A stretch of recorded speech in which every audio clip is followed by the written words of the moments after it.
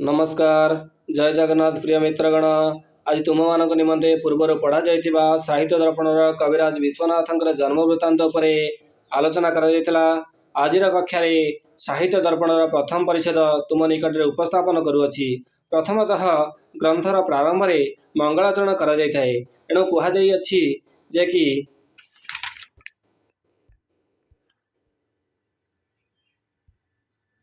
ग्रंथारंभे निर्विघ्नेन परिस्फीत परिसमाप्ति काम वाङ्मयाधिकृततया वाग्देवतयाः सामुख्यमाधते।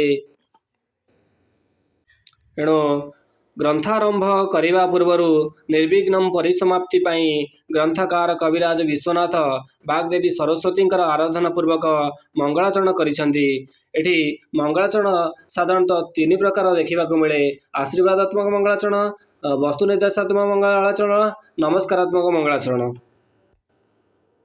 परंतु एठारे आमर कवि विश्वनाथ तांकर ग्रंथरे नमस्कारात्मक मंगलाचरणर उदाहरण देइछंती, जहाँकि आमे ए श्लोकटी को देखिबा।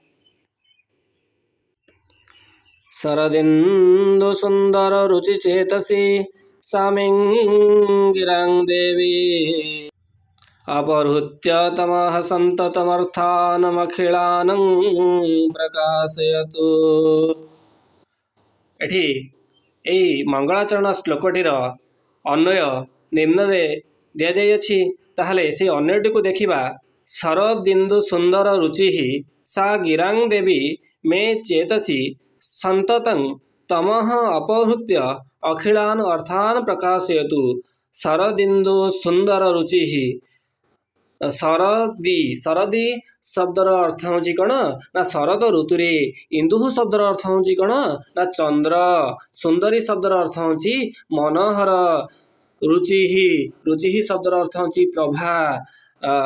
शरत ऋतुर चंद्र परि सुंदर सा सेही गिरांग बा बाणी को देवी, अधिष्ठात्री देवी बा सरस्वती देवी मे मोर, चेतसी शब्दर अर्थ होची कण ना हृदय रे, संततं बा सर्वदा, तमह अज्ञान रूपक अंधकार को अपहृत्य अपहरण करि नै, अखिलान अर्थान बा समस्त प्रमेय रूपक अर्थ को प्रकाशयतु प्रकाश करंतु।